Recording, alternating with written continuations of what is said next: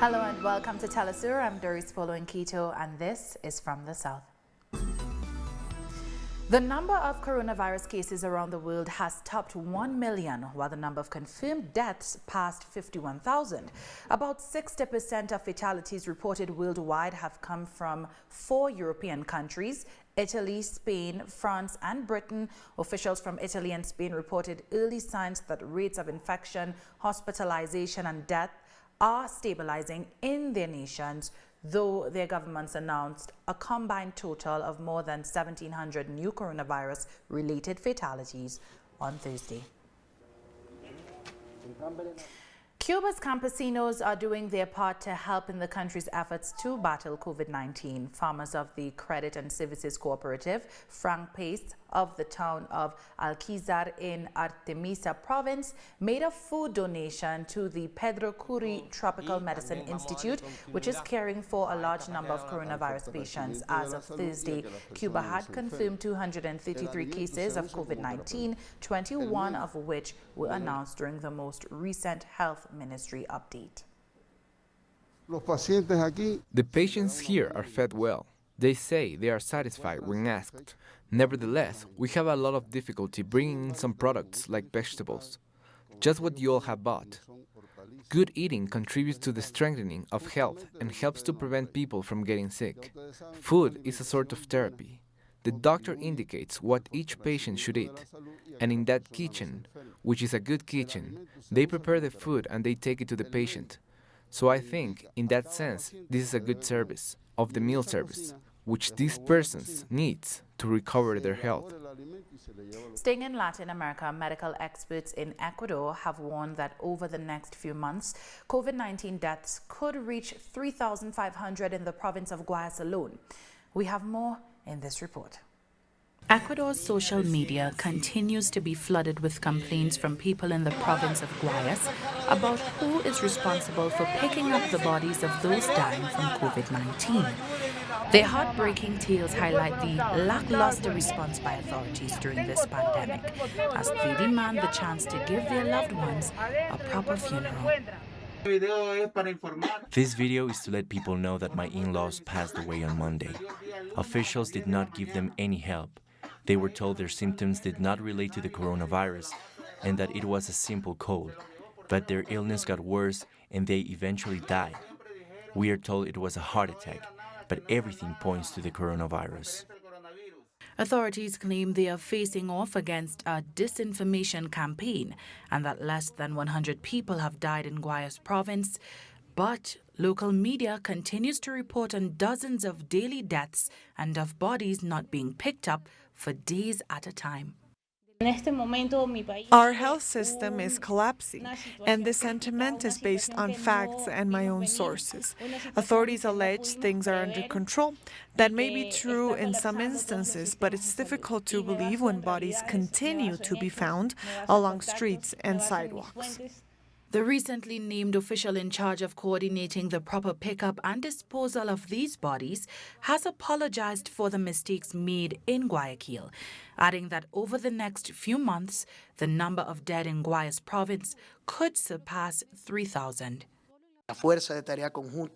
Our task force has already picked up dozens of bodies, on top of those picked up by the different funeral homes.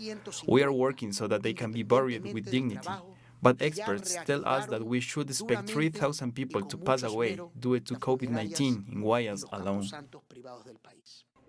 During this difficult time for the city of Guayaquil, there's been numerous complaints of layoffs by private companies across Ecuador, and concerns are raising about the impact of this pandemic on indigenous populations, as the government has not implemented preventative measures in their lands.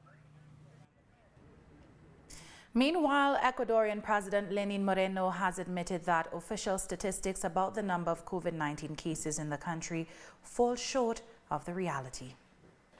Don't minimize the severity of this crisis. I have asked that all information, however painful it may be made public. We have to tell the truth. We are aware that official records fall short regarding COVID-19 cases and deaths. The reality always outgrows the numbers of tests and the speed in which attention is drawn. Other countries have suffered from it, and now it happened to Ecuador, especially in Guayaquil. According to scientists, we have thousands of infections and hundreds of people dead due to the virus, although some cases are reported as a suspicion. Despite Ecuador quickly becoming the worst-hit country in Latin America, many agricultural producers, especially from indigenous communities, continue to work to provide for the rest of the country, despite the risk of getting infected. Ecuador's National Indigenous Umbrella Organization, CONAI, has been coordinating a nationwide response to this crisis. We don't have such resources as the government, but we have done all that we could to coordinate with all of our organizations, for example, in the Cotopaxi province, where the president of the indigenous movement of Cotopaxi is also implementing a community action plan to help our brothers and sisters living in the cities, and in other provinces as well, from Bolívar to the Ecuadorian coast. And at CONAIE, we are also collaborating with indigenous Machachi organizations in Mejia Canton to create a small food bank where those in most need can request basic food items. Thanks to this collective work, we have managed to help some 200 families in the last few days. Now, earlier we spoke to Italian sociologist and former head of the United Nations Drug Control Agency, Pino Alacchi, to discuss the United States' provocation and harassment against Venezuela, designating the country as a state sponsoring terrorism and offering a $15 million bounty for President Nicolas Maduro. Here's what he had to say.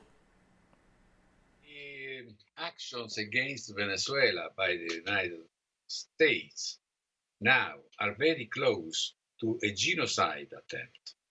And I'm very serious saying that. I never used this word. It's an extremely heavy word that must be used. If you sum up all the actions that the USA government is doing since more than 1 year against Venezuela, all of these amount to a persecution that is really close to genocide. You cannot block a country on its main source of income. You cannot do a financial blockade that isolates this country from all international transactions. You really cannot destroy its currency. Bolivar has been destroyed by the United States financial mafia through this illegal website called Dollar Today that respond to a group of American financiers and to people that are very close to Wall Street. Bolivar has been destroyed, and hyperinflation damaged heavily the economy of Venezuela.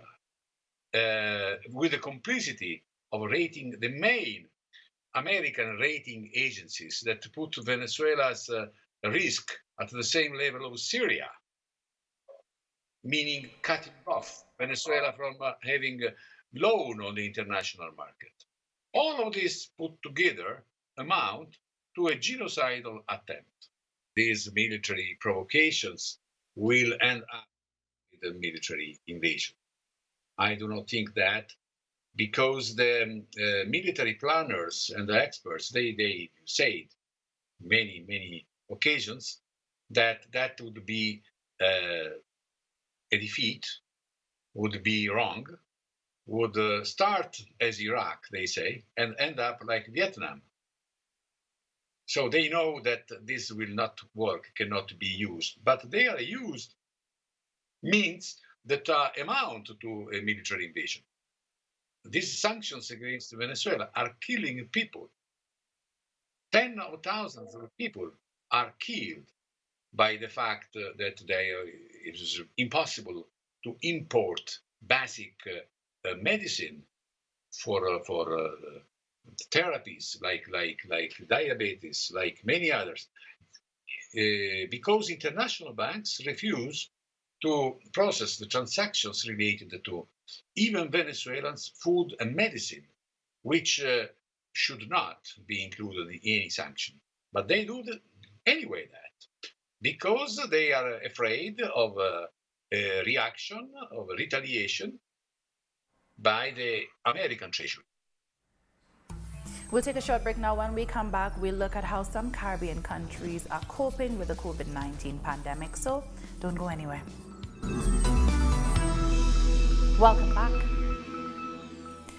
With one more COVID-19 case taking the country's total to 46, the government of Barbados has initiated a 24-hour lockdown to curb the spread of the virus. The announcement was made on Thursday night. The curfew which we impose on this country is a 24-hour curfew, unless there is legitimate business which will require you to leave your home and to be on the road. You can only be on the road to go to the pharmacy, to seek medical assistance, or if you are part of the essential services, or if you are doing business with any of the businesses which are exempted under this order. Therefore, as of 5 p.m. tomorrow, Friday the 3rd of April, all supermarkets and mini-marts shall remain closed until further notice.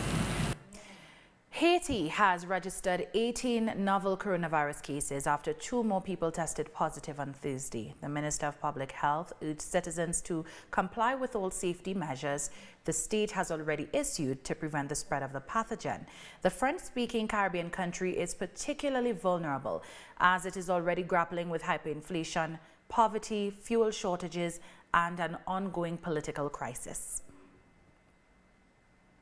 Trinidad and Tobago will be releasing prisoners who fit certain criteria to reduce overcrowding amid the COVID-19 pandemic. I can tell you that at the remand end, we have looked at non-violent offences, referred to as minor offences particularly, and the number that we've come up with so far from a cross-reference from the prisons data and the court is approximately 149 people. And Jamaica's COVID-19 cases have risen to 44 with 3 deaths, according to the Minister of Health. There are 21 females and 23 males who have been confirmed as having COVID-19 to date. In the meantime, we have 44 persons who are currently in isolation. 24 persons are under quarantine in a government facility.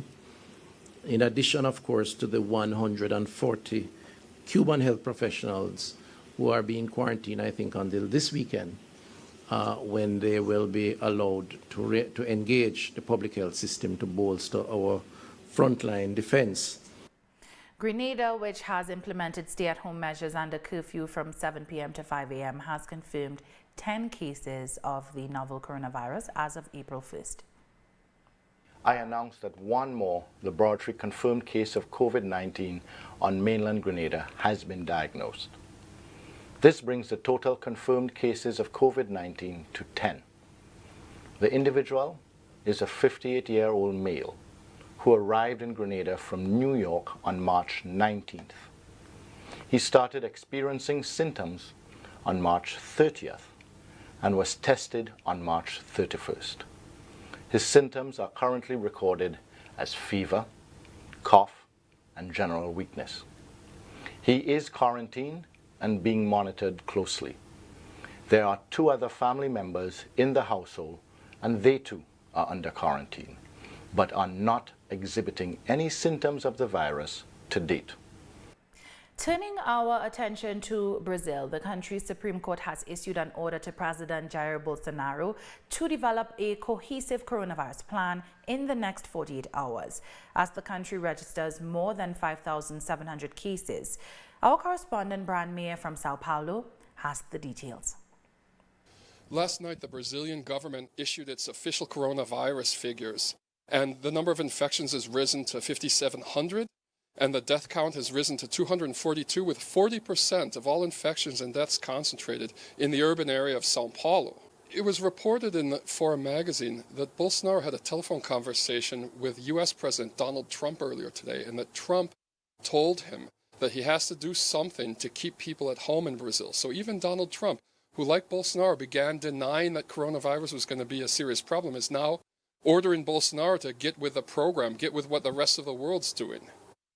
As he becomes more and more isolated, as more and more of his own allies jump ship, as the military is holding meetings to see how they can come up with a coronavirus plan despite Bolsonaro, Supreme Court Minister Alexandre de Moraes issued a court order last night requiring President Bolsonaro to present a cohesive anti-coronavirus plan within the next 48 hours.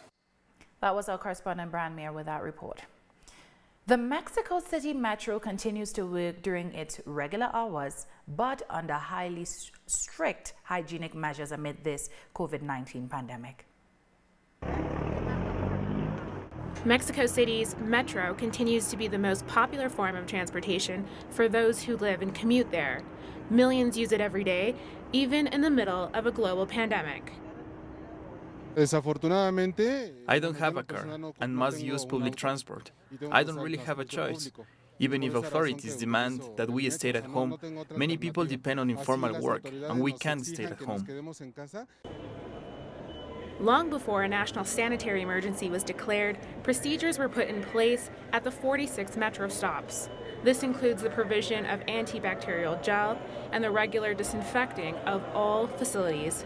I think the measures they implemented are good.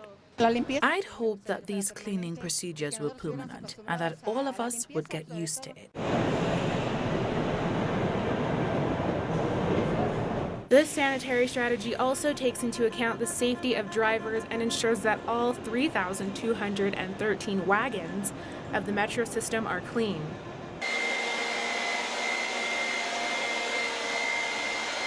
All trains used in the metro system have been regularly disinfected for weeks now. Previously, this was done every 15 days, but now it's a daily procedure for all trains in service. Those of us working here are doing our part, so we hope people place their trust in us. But despite efforts to improve sanitization, additional precautions were taken, including sending home the elderly. The government has called on people to stay at home and is providing support for informal workers so that they don't need to go out. We have more stories coming up, including news from Africa, so stay with us. Welcome back. A suggestion by a French medical doctor to use Africans to test coronavirus treatments and vaccines has been condemned. In an interview with a local TV channel, a doctor identified as Jean-Paul Mira, head of intensive care at Cochin Hospital in Paris, said, "If I can be provocative, shouldn't we do this study in Africa where there are no masks, no treatment, no resuscitation, a bit like it has been done in some studies in AIDS where among prostitutes we try things?" Now, on social media, users expressed anger over the statement, with former football star Didier Drogba describing it as vile and racist. While many people across the world are complaining about having to stay home due to lockdowns imposed to contain the COVID-19 pandemic, thousands of homeless people in South Africa wish they had a home to stay in during this period. On March 26th, a day before a national lockdown went into effect, the government set up temporary shelters to house the homeless. However, these shelters quickly filled to capacity, leaving thousands stranded on the streets where they are vulnerable to the infectious virus. There by Caledonian, there's people there are people who have TB there, and there are people who ran away because they are coronavirus positive. Now they've already mixed with those people there by the quarantine. Now it's becoming havoc, and the food is not enough there, and it's a problem. Still in South Africa, riot police raided a church in central Cape Town on Thursday to remove hundreds of migrants that were sheltering there. The migrants had previously refused to leave the church and demanded the South African government help relocate them to other countries after being the victims of xenophobic attacks last year. Reports state riot police broke down the church's doors to remove the migrants, who were led onto buses and taken to a temporary camp outside the city.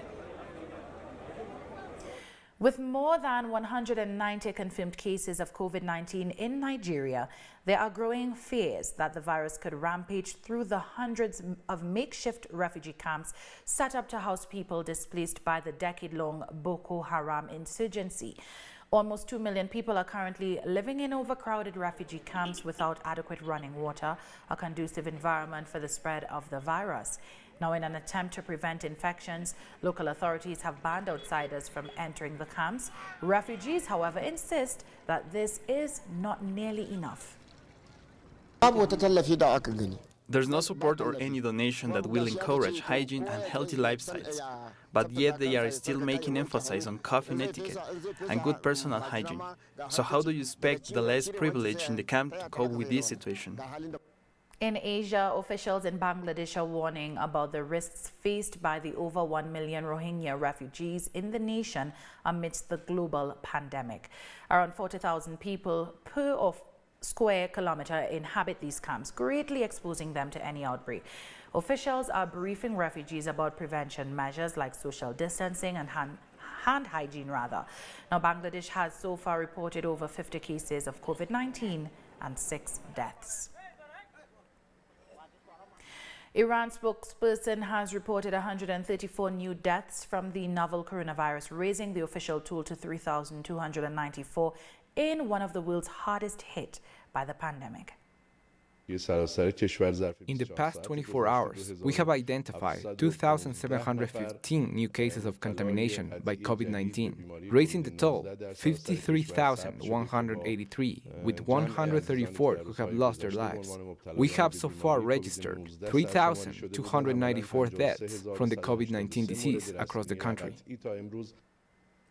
With almost 11,000 deaths in total as a result of the COVID-19 pandemic, Spanish military troops have transported bodies to an ice rink that will be used as a temporary morgue.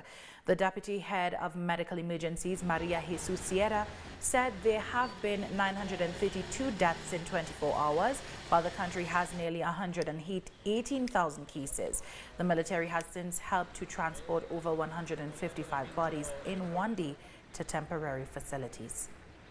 Up to today, 10,935 people died. This is the total since the beginning of the epidemic, and there have been 932 deaths, more since yesterday. The data on new cases shows a stabilization. Unfortunately, we have gone past the cases that have happened in other countries like Italy. The cases that most interest us are the ones in intensive care and the cases in hospital. Little by little, we are achieving the objective, and hopefully we can get at the beginning of next week without having saturated the intensive care units across the territory. The president of Portugal has extended the state of emergency in the nation for 2 more weeks. Portugal has reported over 9,000 cases of COVID-19 and over 200 deaths.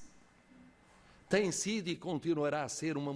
has been and will continue to be a radical change in our lives.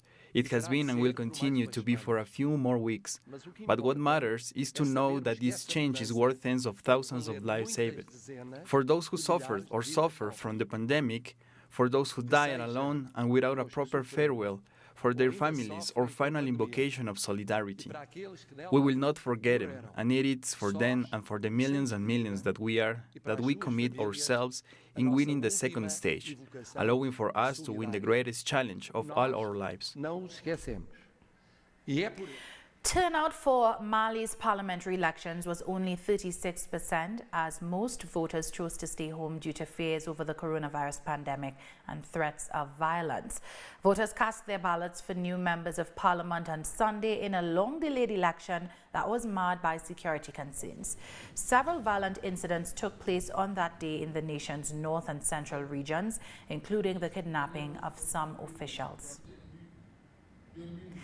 April 2nd marked 2 years since the death of South African anti-apartheid icon Winnie Madikizela Mandela. Various political and social organizations paid tribute to her, lauding her commitment to the liberation struggle. The African National Congress Women's League hailed the role she played in mobilizing women to rise against the oppressive and racist regime, while the economic freedom fighters described her as a liberator who contributed immensely to the struggle against apartheid. Affectionately known as the Mother of the Nation, Madikizela Mandela died aged 81 on April 2nd, 2018, after a long illness. Because of the color of your skin. And that brings us to the end of this news brief. You can find these and many other stories on our website at telesurenglish.net. For our viewers in Africa, remember you can find us on Starsat Channel 461 in South Africa and Channel 539 in Nigeria. And join us on social media for Telesur English. I'm Doris Polo. Thanks for watching.